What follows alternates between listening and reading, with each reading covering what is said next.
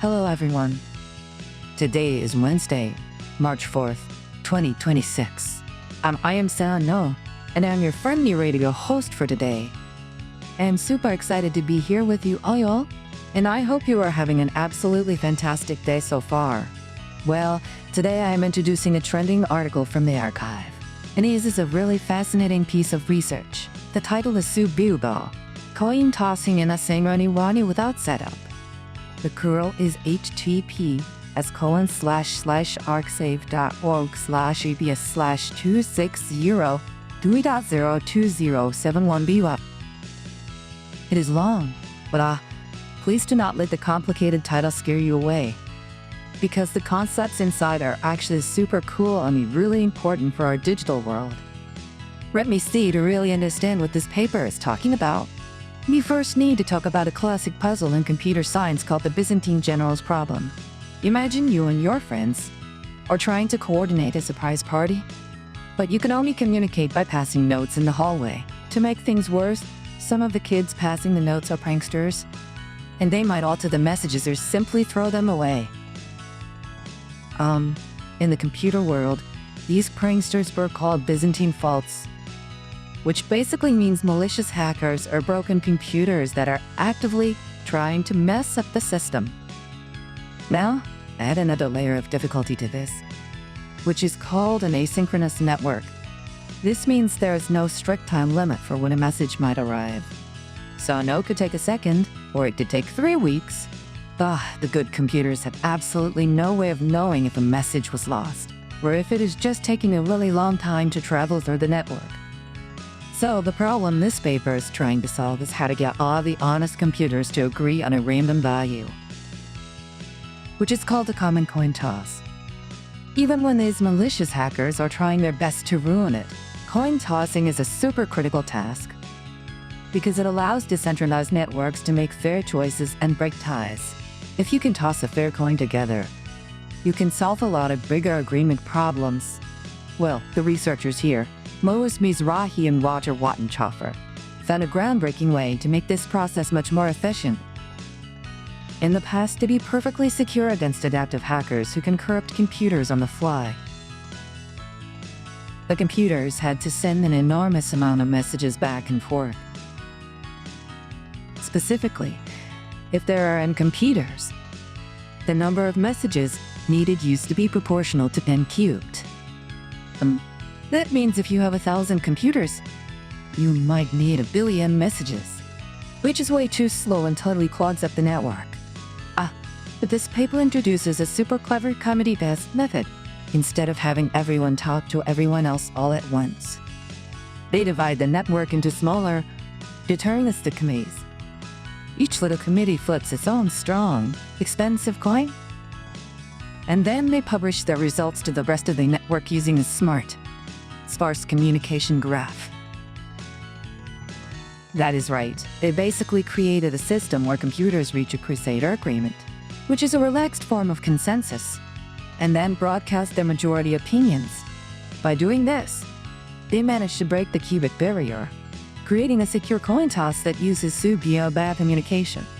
This is the very first time anyone has achieved this without needing a trusted setup phase, which makes it a huge deal for the theory of distributed computing. Let us compare this with older technologies. The most famous early solution was Binner's coin from way back in the 1980s. Binner's method was incredibly simple, where everyone just generates a random broadcast set. But the problem was that it was not very fair. If the hackers saw what the honest computers were doing, they could easily manipulate the final result unless an overwhelming, exponential number of good computers happened to guess the same way. Later on, people invented strong coins using heavy cryptography, but those either required a trusted dealer to set things up beforehand, or they still require that massive and cubed amount of communication. This new method takes those expensive strong coins and through the magic of committees, transforms them into cheaper, slightly less perfect, but highly practical coins. It is like taking a super heavy, gas-guzzling sports car and using its engine to power a highly efficient, lightweight hybrid vehicle that gets the job done much faster. Now you might be wondering how on earth this applies to our everyday lives. Well, let me give you 3 specific real-world application examples based on this paper. First, let us talk about blockchain technology and rate for remittances. Some systems like Bitcoin and Ethereum rely entirely on decentralizing networks reaching an agreement, which they call consensus. Every time a new block of transactions is added, the network needs to securely elect a leader to propose that block, if the leader election process is not truly random. Malicious miners predict who the next leader will be and launch a targeted attack, where they could manipulate the network to double spend their digital money. By using the Subcubic Coin Tossing protocol from this paper, next generation block, leaders could select leaders fairly and securely, even if a large chunk of the network is compromised by adaptive hackers. And because this new method sends far fewer messages, these blockchain networks could process transactions much faster and with significantly lower energy costs. The second specific application is in global cloud server synchronization. Imagine a giant tech company that stores your photos, emails, and documents across thousands of servers located all over the entire globe. Well, these servers need to constantly talk to each other to make sure your data is perfectly signed up. But sometimes some tired data centers might lose power, or hackers might infiltrate a specific server farm. Because the internet is inherently asynchronous, messages between a server in Tokyo and a server in New York can be delayed by network congestion. Using the resilient agreement protocols made possible by this research, these global cloud databases can safely agree on the correct order of data updates, even if a whole third of the servers go offline or start sending corrupted data.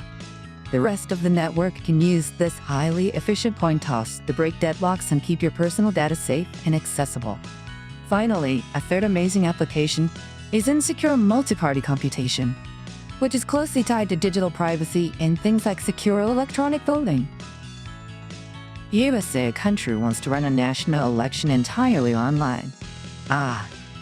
It is absolutely vital that the system is both verifiable and completely immune to tampering.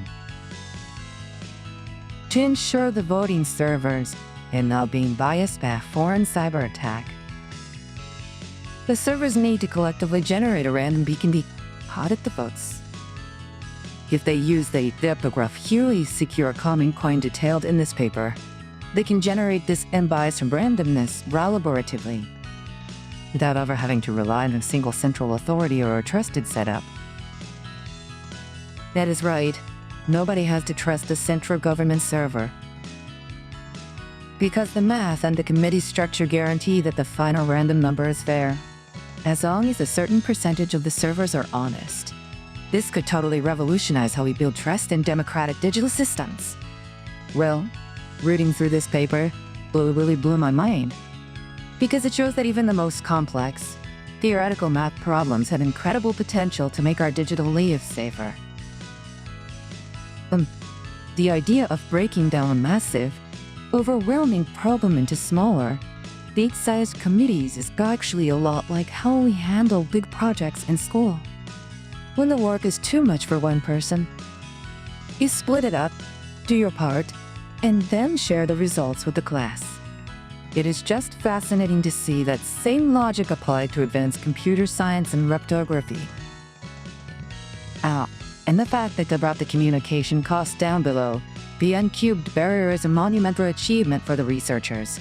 It proves that there is always room for innovation, even in problems that people have been studying since the 1990s.